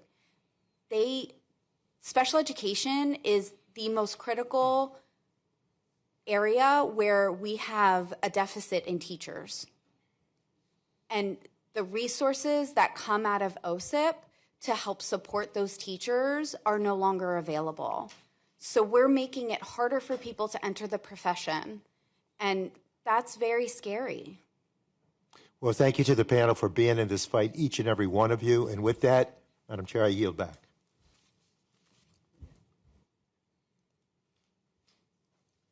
Thank you. I want to also thank our witnesses for being here today. Your testimonies are so very powerful, and they highlight the harm that this Republican shutdown is having on the American people, whether it's our children in special education. I had an honor of representing kids for their IEPs for a year and doing that work, and know how important it is to have advocates there and to make sure the services are there. And Mr. Jones, your comment about keeping the promise to our veterans is so very important, that we keep in mind that we continue to fight for our veterans and our federal workers. So thank you all.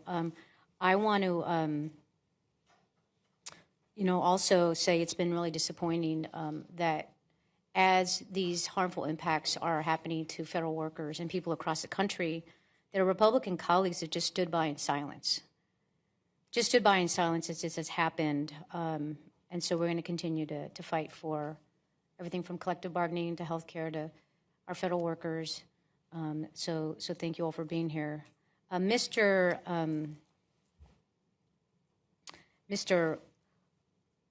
Asadabi, I just want to thank you for your powerful testimony and highlighting what's happening. The American people need to know what is happening at HUD and the rollback of what I see as civil rights enforcements and programs.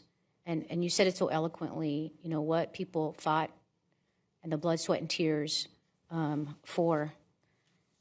So my question is to you. I serve as the co-chair of the Congressional Caucus on Homelessness.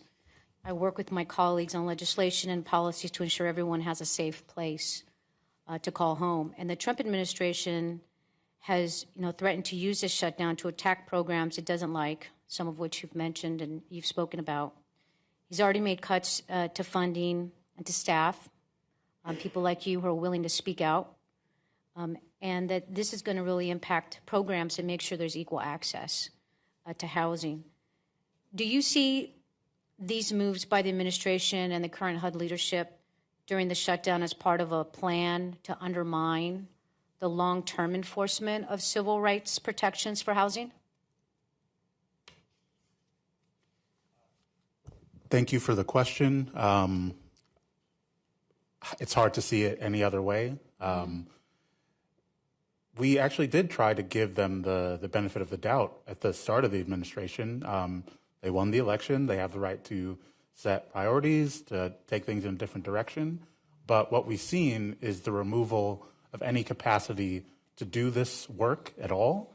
We've seen disrespect for anyone who does the work, getting emails telling us that we're basically useless and would be more efficient in the private sector, firing the people who do the work, putting restrictions on the work. I'm not sure what other way to interpret that. Maybe we should ask Secretary Turner.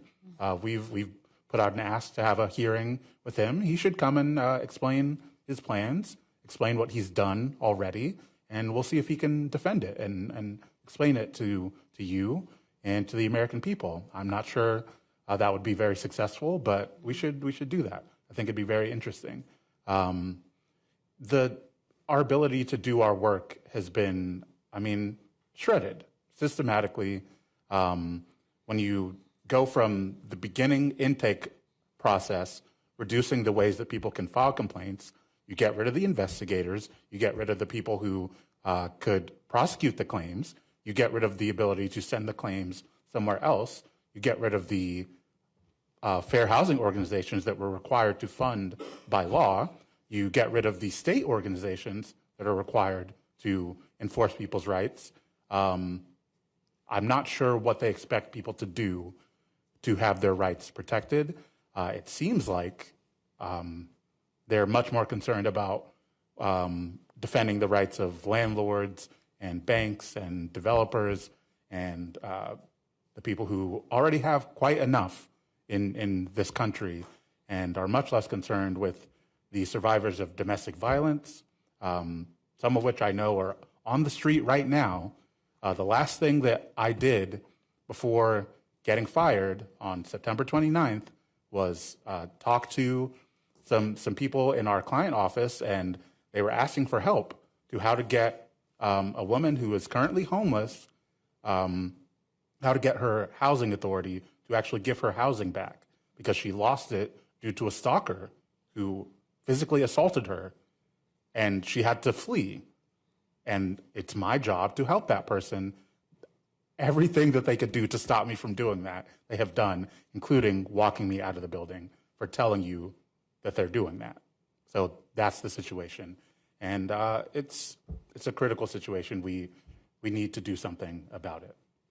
Well, thank you. I apologize for how you and federal workers have been disrespected, not valued. And that's, one of the things Democrats are here to do. It's to stand up and stand with our federal workers, making sure that there's ability to have oversight, as you mentioned, bringing in the secretary, asking questions. That's all going to be very critical work for us to continue to push for until we have the ability to have the gavels to call in and do that oversight and call in these witnesses. And we implore our Republican colleagues to do that, to stand up for their constituents, for their federal workers, for everybody, and to have accountability regardless of who is in the White House, and making sure we're continuing to fight for lowering costs and saving health care. So thank you all for your service and for your courage here today. I'm out of time, Mr. Choi. I wanted to ask you a question, but I will have to yield and have an opportunity another time. With that, I yield back. Thank you.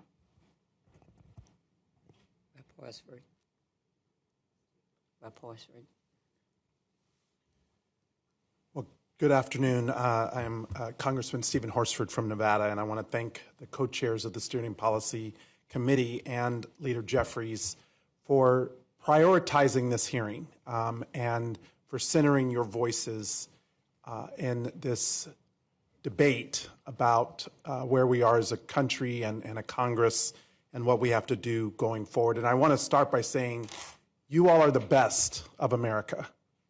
Not only your service, civilian service, your military service, your commitment and compassion on behalf of your family, but you represent what it is we're fighting for in this moment, and that is the American people.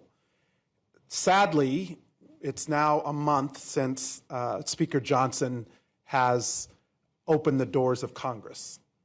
I'm elected to represent 750,000 people from Nevada to do my job, which is to fight on their behalf. And this speaker is impeding my ability to do my job because he's been MIA on a taxpayer-funded vacation for now over a month. September 19th, in fact, was the last time the House of Representatives was in for a vote. Could you imagine not showing up to your job for a month? No notice, walking out, no plan, and just saying, I'll come back when I feel like it? That's essentially what this speaker has done. He's shown no respect for the American people or this body. And in fact, Mr. Speaker, you are the Speaker of the House, not the Speaker of the Republican Party. And so I'm calling on him to bring back his conference and to open the doors of Congress so that we can do our job, which is to meet in a bipartisan way, to debate, to argue, to reach bipartisan agreement, to reopen government, and to fund essential services, including health care. And I also want to thank each of you for centering this issue of civil rights and how housing and education and health care are fundamental civil rights, because that is something that I think has been missed in the attack and the assault that's happening by this administration. Mr. Jones and Mr. Choi, I want to say thank you for your continued service to this great nation. Not only have you served in uniform, but you've continued to serve as civil servants. And that commitment does not go unnoticed, and everyone here is grateful for that service. And we know that a high percentage of our federal workers are veterans who have chosen to continue their service through civil servants.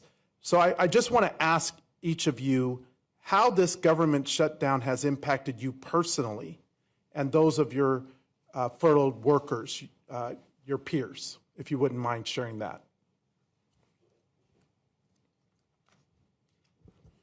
I think of two pieces to how the shutdown has impacted me, but this has kind of been a continuation of how I felt since the beginning of this year with the different changes going on. One is uncertainty, not knowing how my job or my role will be affected because of political targeting, because of a lot of rhetoric around having to show loyalty.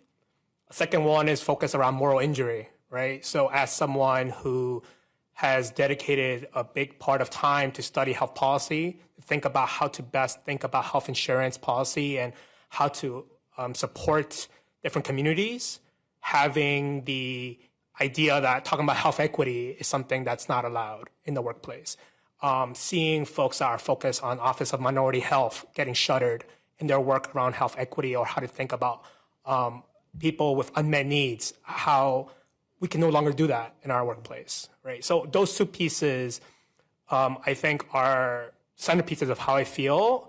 During the shutdown, specifically around this issue around health premium increases for the Affordable Care Act plan, I see my colleagues across the different centers in which their work is focused on this, and seeing how they must be struggling with how do they balance that with their own personal principles and the moral injury they must feel.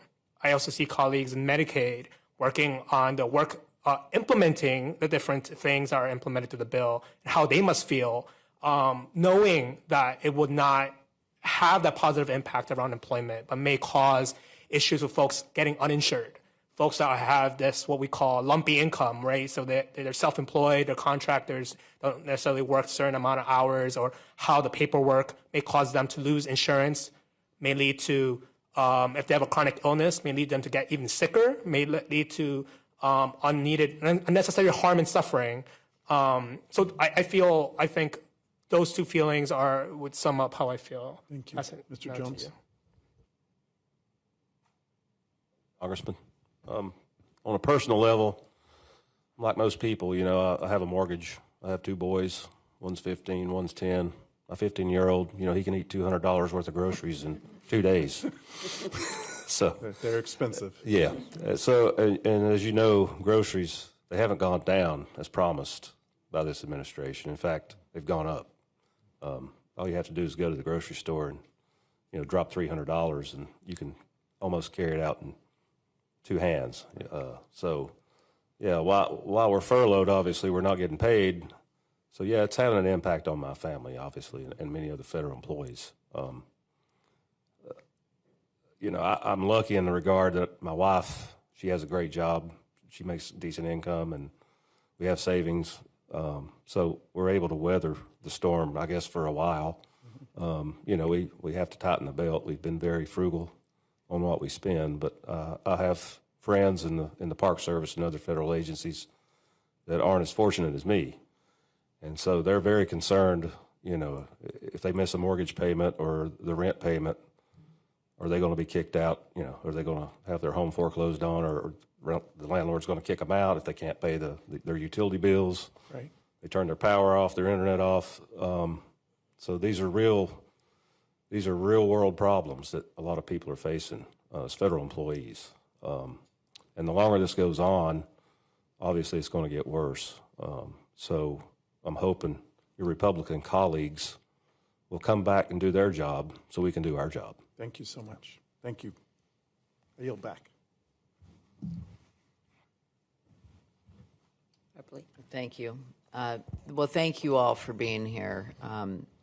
During this administration and the attacks on everything from people's health care to civil rights to freedom of press to freedom of our universities, there's been two responses. One is sort of to cower in fear, and the other one is to stand up.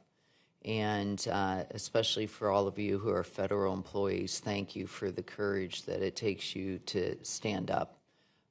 Because without people like you, the American public really cannot understand the vastness of the attacks on everything from healthcare to our basic civil liberties. And so I appreciate all of you being here.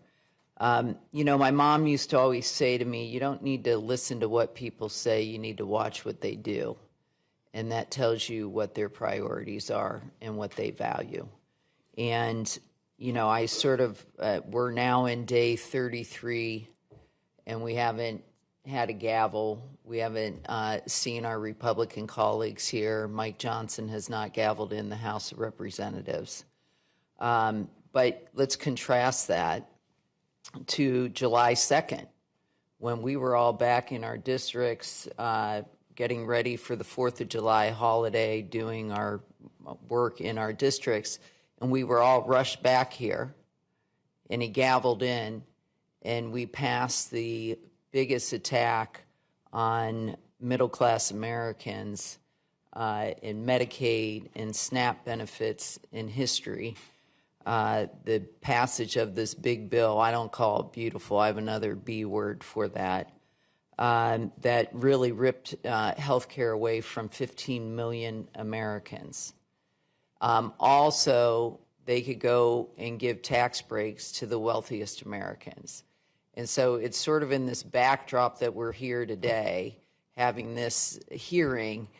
I keep thinking about the tearing down of the east wing of the White House so that Donald Trump can build a $250 million ballroom while federal employees are being being forced to skip their paychecks, being forced to, Congressman Horsford and I met with many of federal employees back in our district, don't even know how they can afford to get gas so they can even turn up for work that they're not getting paid for.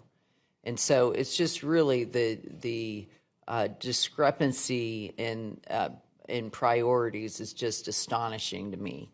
And, what we heard from the federal employees that we talked to was this is just a continuation of everything they've been under from the get-go, from the very beginning with the Doge cuts to, having to write your 5 things you accomplished in the week, to seeing the firings and the disregard for family leave, and now the executive order attacking basic collective bargaining.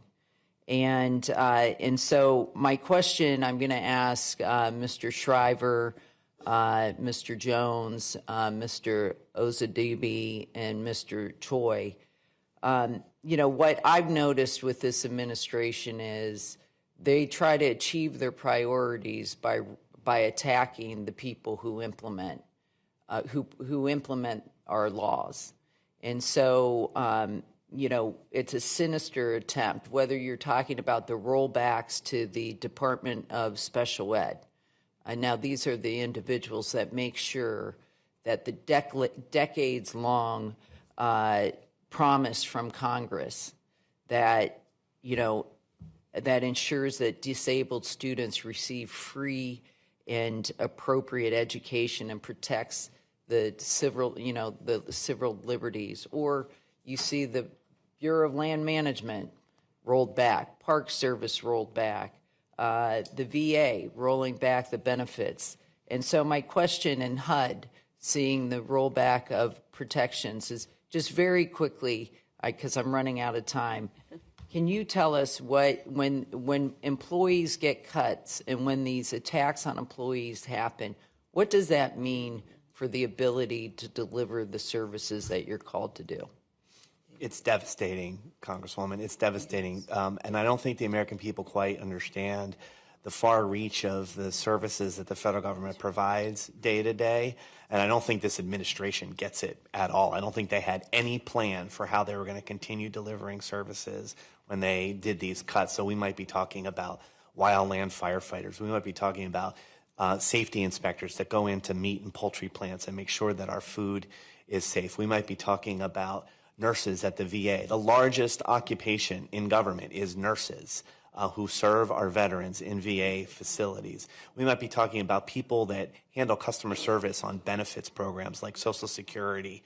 What are you going to do when the people that answer those questions are no longer there and somebody needs their check? It goes on, the kinds of services that the American people depend on every day that can't be performed like this. Thank you. Just quickly, one example from the VA. Thank you, Congresswoman. Yeah, the VA, obviously, if the staff is cut, it hinders the ability to provide care to veterans. That's overhead staff, and that's where they're targeting a lot of that, of those cuts. But there's also doctors and nurses that are leaving as well. And so the fewer staff, the fewer medical staff that are there, obviously, it's affecting our care. Longer wait times to get an appointment, longer times to get an answer on a disability claim. Thank you. So without the investigators and attorneys that actually enforce the civil rights laws, the laws are just on paper. They're not a reality for people. There's nothing you can hold on to actually make your landlord treat you with respect, or make your bank not overcharge you, or just ban you from getting a mortgage in the first place. And it gives companies, landlords, governments too. Gives them the thought in their head that I can do whatever I want because no one's watching me. The government's not going to do anything. They're on my side. I'm gonna go ahead and overcharge that person. I'm gonna kick out that domestic violence survivor because I just don't want to deal with this. That disabled veteran who needs a ramp to get into the building, I'm just not going to build it. They can deal with it themselves. That's what it means. And that's anywhere you live in this country, whoever you voted for, none of that matters when you don't have your rights and no one to enforce them. You just don't have them. Thank you. One more. Sorry, I'm way over my time. But I'll speak to the, so about 300 or so folks from CMS, the agency I work at, were fired really early around March. Some of them are part of the Office of Civil Rights, right? They process a reasonable accommodation claims for workers that have different conditions that cause it very difficult to work in a certain way. So you have reasonable accommodations to help them for accessibility. When those people are cut, it impairs how new employees or current employees may interact with the workforce. Some of them leave because they're no longer able to do the job that they do without these reasonable accommodations. This also impacts folks that have that are parents that need specific accommodations to handle balanced childcare or supporting their elderly parents and various other conditions which make it more difficult for a worker to do their job. So the federal government had this reasonable accommodation contract to support workers across different needs and different ways in which they need to have support in order to do their job. When CMS cuts that, it reduces how folks may be able to stay working at the agency, and many folks did leave and have issues to this day. When that office got cut, all those claims got put into the main Department of Health and Human Services. I've had colleagues from CDC that still have backlogs of reasonable accommodations that were never addressed, starting from earlier this year. So this is a big concern and way in which administratively we make it difficult for workers to do their job and to support all the different needs that they have as a person. yeah, I mean, the basic theme is our most vulnerable in our country are at risk and their rights are being ripped away. And at the same time, while the wealthiest Americans are enjoying the largest tax break in history. Thank you. I yield. Thank you, Madam Chair, and thank you to my colleagues, and certainly to you being here as witnesses. Madam Chair was updating me. I was in another hearing earlier, but I guess I have a question to ask you that centers more about what you can tell us we should be doing more, because that's the way the questions are coming in. How is the shutdown going to affect my contract as a contractor worker? Or with veteran services? We get a lot of calls from veterans with CMS. What are some of the things? So let's take, we know healthcare is the big crisis. And I think we understand that because we've been dealing with that, and our message has been so clear about being able to save our health care, cut the costs, and that. But how are federal rental assistance programs affected by the shutdown? And I know you work with HUD. So, I mean, during the shutdown, things like that, those are Democrat agency things. So those are not happening right now, of course. And I'm not sure that those will be come back after the shutdown. So those are the stakes right now. This is kind of a final attack on all the things that help working people, things that aren't just like a weapon, a tool to use against political enemies or people who don't vote for you, or just things that don't enrich certain people. Everything that doesn't fit into that category is what's under attack right now, and that definitely includes rental assistance because when people don't have that assistance, they're forced to move in with family or live out of their car or get into huge credit card debt. It affects their education, it affects their jobs, it affects so many different things. And that's why I think it's really important that Congress stands up, like the risk level that I'm taking right now, being here talking to you, and as I've been over the last several months, that's what we want to see from Congress. Understanding the stakes, understanding that they are attempting to come for it all right now. And it needs to be Congress understanding that and acting accordingly.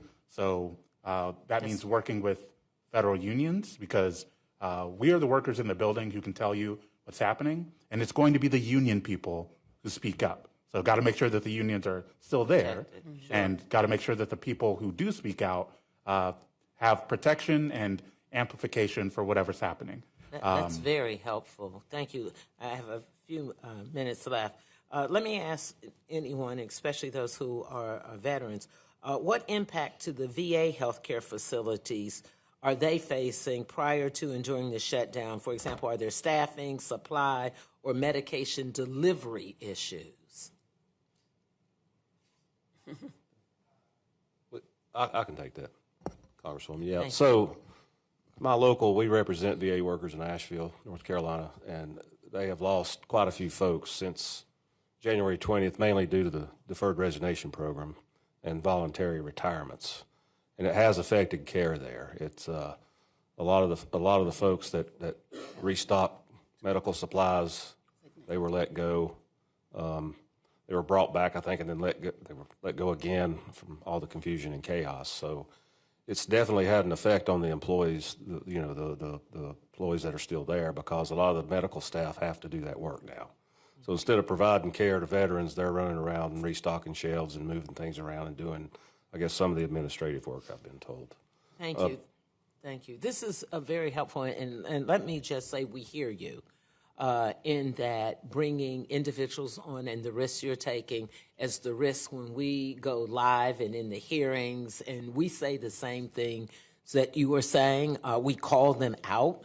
We say they are on vacation and not here, and we're here, and those who are in the districts, we're touring those facilities, trying to talk to those same employees to give them the reassurance that we will stand with them. But I think this is also helpful information to us that we should do a panel, and we bring a panel of union workers from across, so they hear what we're hearing from you and what more they can do to make sure that those workers are protected, so they don't get fired, or they don't get fired, rehired, only to be told that they're being displaced again. But let me just say, for the input, for the information, for your courage, for you standing up, not for yourself, but for American people, and for those who have served our country, those who might have a disability, those who are dependent in their life literally counts on these services or medication. I certainly say thank you. Thank you, Madam Chair. Thank you, Rep. Beatty. I just want to thank all of you for being here. As the co-chair of Steering and Policy, I think I only missed one hearing in California. And every time I think I've heard it all, you reminded me today, I have not heard it all. And I'm angry, I'm appalled. It sounds like we know what they want to do at the Department of Education. I don't think they want one. And I think they want to privatize VA and HUD. From what you reported back, they just don't want HUD. And I could think of, I represent the Chicagoland area, but I go way south I'm urban, suburban, and rural. And when I think about the helicopter that landed on the building, ICE landed, that was my district. That building, even before they landed, it was so jacked up, excuse my terminology, but just so messed up. And you could see in so many places how HUD is so needed, and they want to tear it apart because they just don't care. And I just want to thank Democracy Forward for all of your work. Even before he was sworn in, you guys were on top of so many things, and that's why we could jump on things so fast. So just thank all of you for being here. As you've heard from my colleagues, we are with you. We stand with you. We're fighting with one arm behind our back, so we're going to fight till this one falls off, and we're going to start kicking. We just need y'all to kick with us. So just hang in there. We are going to get through this. And as you know, we're in the 22nd day of the Republican-led government shutdown. Federal workers, as you've reported, are missing paychecks. And as we've heard, there have been furloughed workers, there are fired workers. People are worried that Trump is going to withhold their pay. And so, but let's be clear, the law signed by Donald Trump, I think he forgot, himself in 2019 guarantees that both essential and furloughed workers are paid. This is happening because Republicans do not want to make health care more affordable. They want to let the ACA premium tax credits expire, increase your monthly health bill, and give, as you've heard, Argentinian billionaires a $40 billion bailout. I have a brief story from my constituents. Yesterday, one of my staffers met with 2 small business owners from my district who are pleading to make health care more affordable. One of them has several coffee shops and worries about her own employees being able to afford health care. Health care is a large expense for a small business and its employees. I came from a mom and pop grocery store. The ACA premium tax credits provide affordable care to this coffee shop's employees. The other constituent owns a wine production business that sells nationwide. Despite her successful business, access to a plan that allows her to see her primary care doctor is so expensive. She is reliant on her husband for health care. Like you talked about your wife and her salary. This is unacceptable. These are stories of hardworking Americans, job creators trying to access health care for themselves and their employees. Should not be that difficult. Republicans love to say, get a job if you want health care. They also love to say we need to support our job creators. So let's do that. Let's extend the ACA premium tax credits. Let's make health care more affordable and accessible, and let's reopen this government sooner than later. Thank you all so very much again, and I adjourn this hearing. Let's get a photo with me, you and